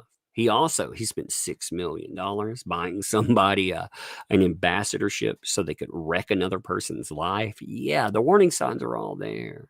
Very much. He's not this thing. It's just that people want to believe because they want change. And I get it. And we look, Twitter has been a trash heap for years. But trading one cult of personality for another is not fixing it. Now, for her part, Blue insists on Twitter on Tuesday she didn't ask Musk to suspend accounts that tweeted the World Star video. If I was going to ask Musk for his favor, I would ask him to make humans a multiplanetary species. That is such a stupid statement. You know, she pulled out everything that day. She pulled out people from, and all in the same hour, actually. She pulled out, what's his name? Cashman. The writer that was embedded from Timcast. She popped his name off. Then she popped off Elon Musk. Then she popped off Jesus. Then she popped off Kanye West. Then she popped off Elon Musk again, all in the same hour, all these different tweets. It was kind of like, yeah. And bringing up Kanye West is probably not the best way to rehabilitate your image, just saying. So Farmer told the Daily Beast that Blue's support of Musk was a slap in the face of survivors. She reports to Musk's reported visit to Epstein's Manhattan mansion and the infamous photo with Musk in 2014's Vanity Fair. Elon Musk needs to pull out a little Shakespeare and study it. Thou doth protest too much. It's almost like he's hired this woman to cover for himself. I don't like that statement either. You prove this shit. You prove it. If you're going to say that somebody is a fucking Epstein client and they were supporting it, you prove it. I don't like that. I'm not a fan of Elon Musk. I think it comes through in that. I think I've been fair about the unbannings and stuff. I didn't expect them. They were added. I thought, well, maybe something will change. But man, I don't care if I fucking hate you. You do not put that on there. People buy into this guy had power and clout. He was introduced at the highest levels of power. So a lot of people ended up with photographs. Now, does that mean he's not a monster? But you don't assume that someone's a monster out the gate. Prove it. And if you show me proof of that, I'll fucking join in with it. I'll definitely stand in the front of that crowd, and I will definitely take the ban for calling it out. But man, I can't stand. I mean, that is the fastest way to ruin somebody. In fact, there were, before all this controversy popped off, a lot of people kept asking, should Elon Musk reveal the Epstein client list? And what I said about that was, if you could verify it, yes, but that would be the fastest way to destroy somebody. How would you verify that that's true? And that's the problem with this statement. But they say anyone who is remotely affiliated with him is odious at this point. Now, in response, I understand why she would be like that too. If somebody had done some horrible shit to me, like Epstein did to people, I would bear ill will to anybody that was in there. Probably lived in the building with the guy. You know, I mean, seriously, maybe on one side of the planet, I'd hate everybody there. You know what I mean?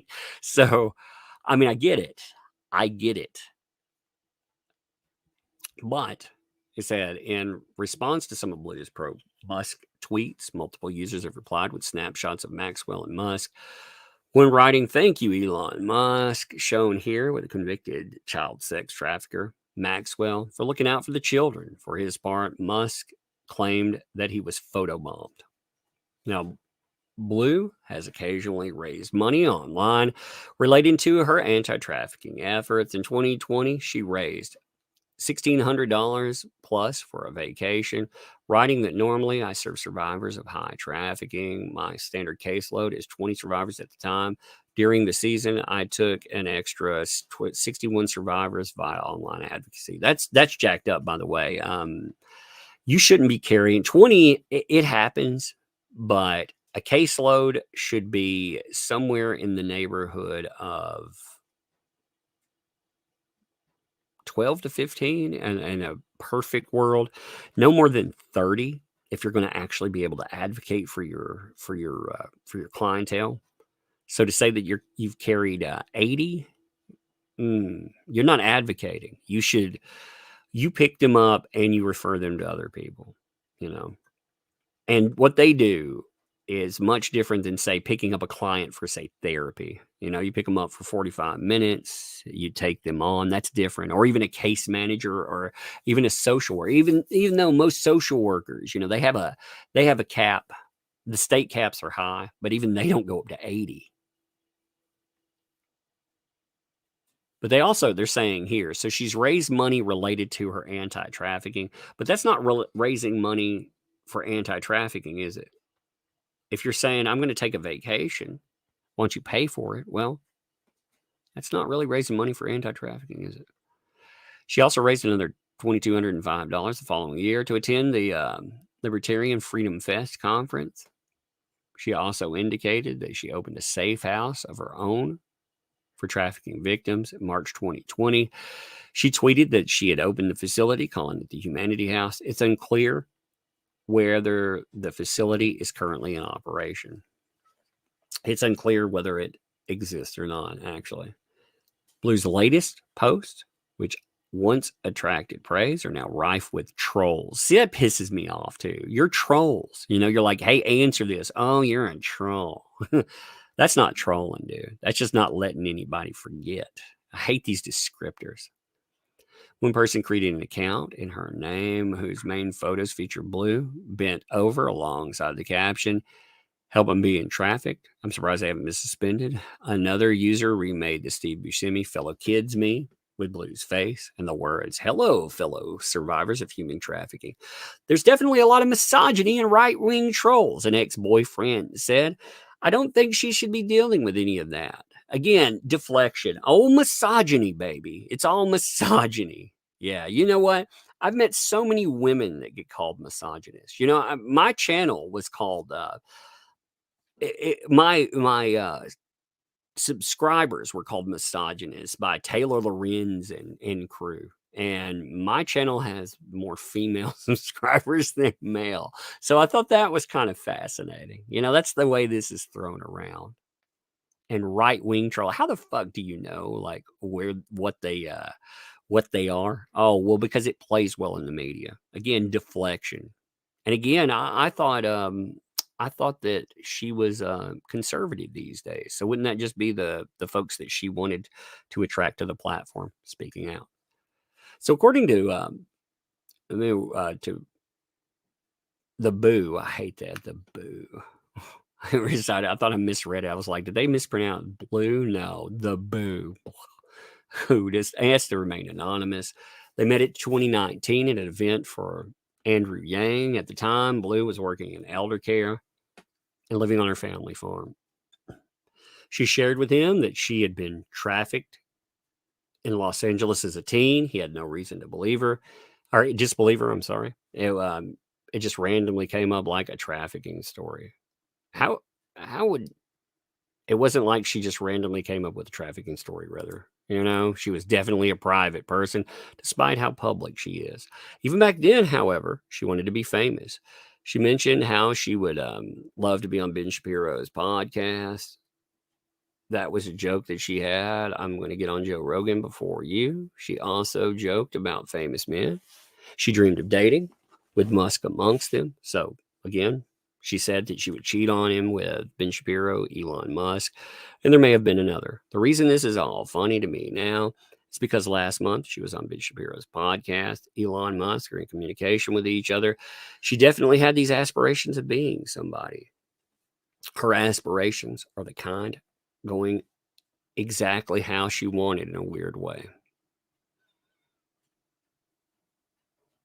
Yeah. Yeah, I don't think they're going the way that she wanted. So again, with all I have problems with parts of this article. I've made that very clear. But I think that this is the first step in the right direction. They hit it behind a paywall too, just to note. That's a step in the wrong direction. They hit it behind a fucking paywall. Yeah. Isn't that amazing? Oh, we're going to talk about trafficking. By the way, you can hear about this for the low, low price of. It's like, you know why, though? Like people like yourself or myself, if we go in and we do research, which we've been doing, we've been going in and doing that. When we do it, we just do it. And then people support the platform. These places, though, they have like bloated overhead and all of this other crap. It's so strange. But yeah, they hit it behind a paywall. I thought that was fascinating. That's why.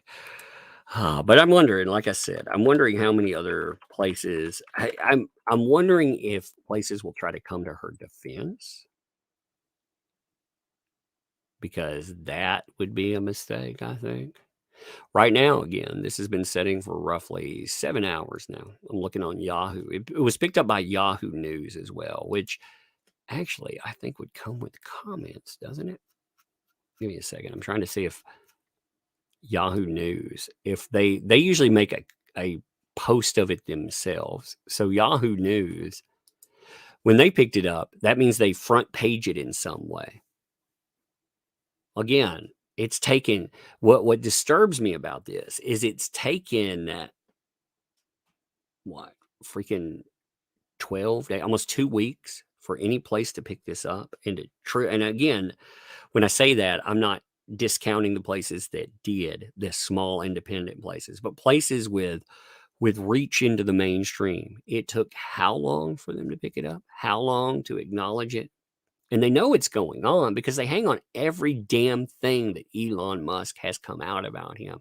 So they definitely are involved in that conversation. They're definitely part of that. But, I mean, again, it just, it makes you wonder why all of this. I think on the Daily Beast side, all of those, again, I think it's because they're afraid to truly call out any of this insanity.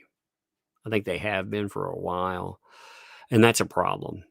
That is a huge problem with any of these places.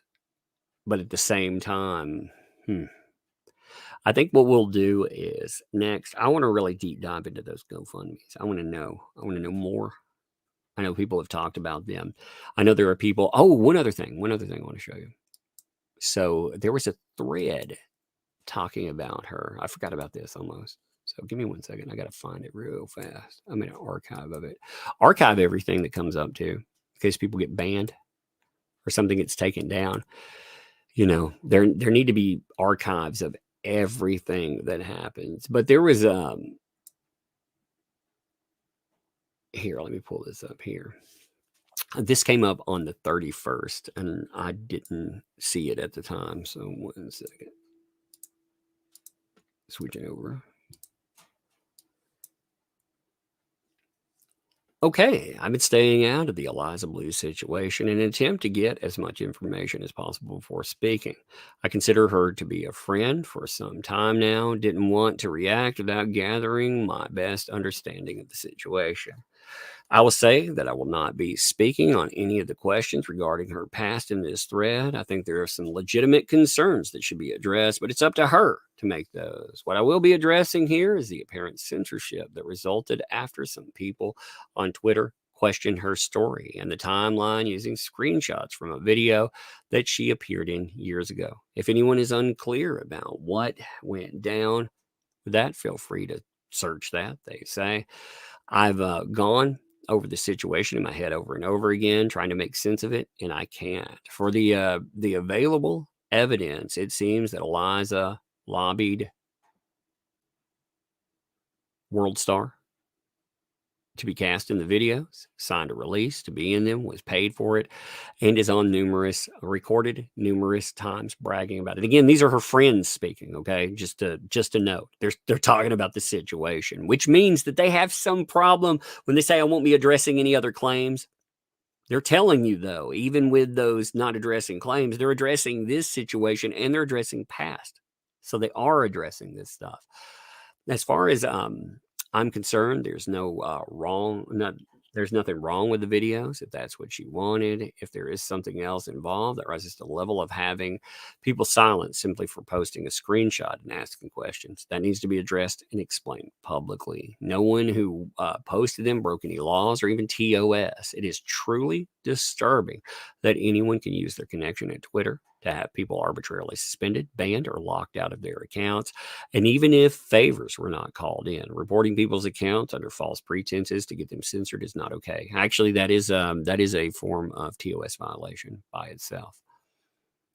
If that's not what happened, there's some other explanation, then we all want to hear it. As much as writing this thread pains me, I did generally see Eliza as a friend. I reached out to her for an explanation and received none. I truly believe in free speech. It would be incredibly hypocritical of me to remain silent simply because of my friendship. Speaking out may end that friendship, but I have to be consistent.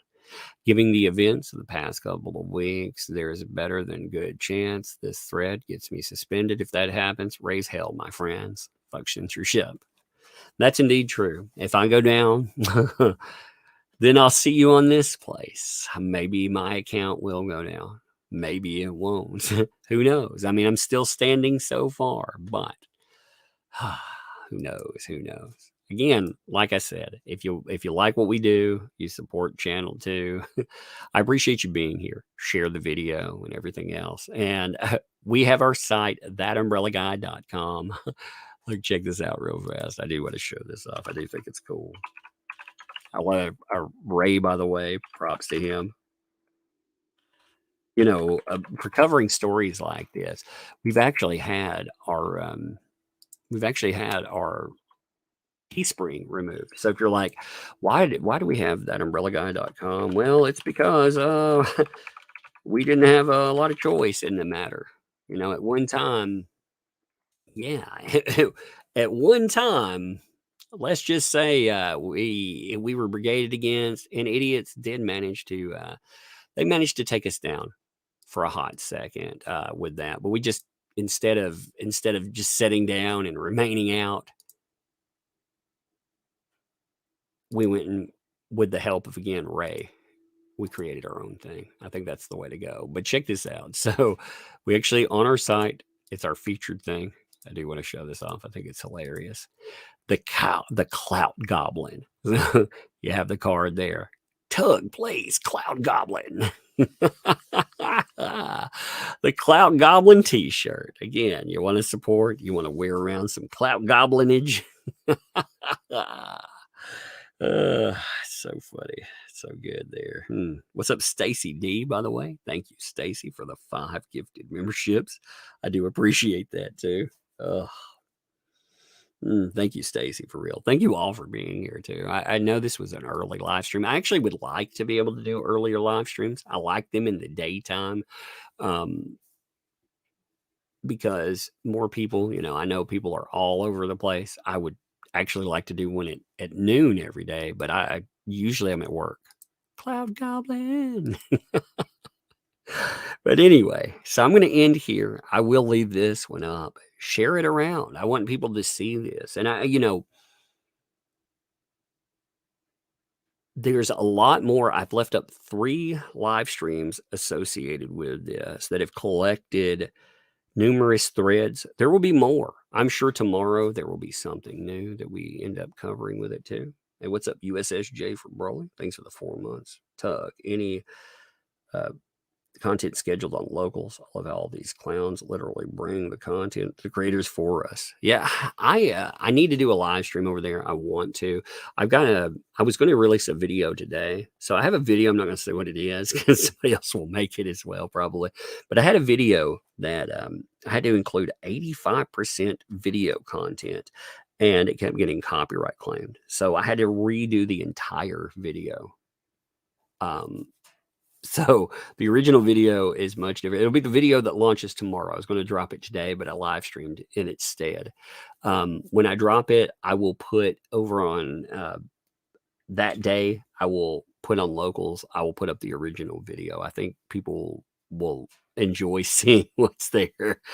You'll get a good laugh out of it. It's a interesting one. I'm thinking about compiling a video to explain some more of this situation, so it's not just live streams that we have. I may work on that today or the next day. I'm not sure. But anyway, I'm going to end here. I do appreciate you all. We had quite a few turnout. I was wondering how the day would be. We had 1,700 people for most. Actually, there's 1,300 of you still here talking when I'm saying we're ending. So thank you. I appreciate you supporting. You're always here. I'm going to end there. Thank you.